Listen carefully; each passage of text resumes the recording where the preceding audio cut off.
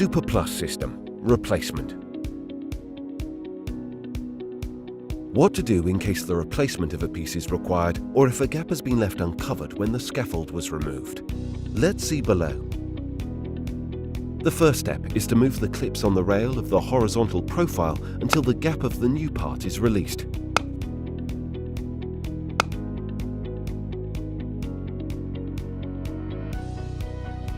The polyurethane filler is applied in the corrugated part of the continuous horizontal profiles. The Frontek piece is placed.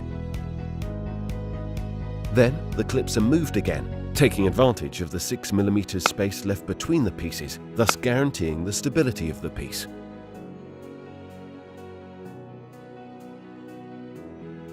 In this way, the ventilated facade is completed without visually appreciating the modification made with respect to the initial assembly. Grupo Greco Grés Internacional. Building the future together.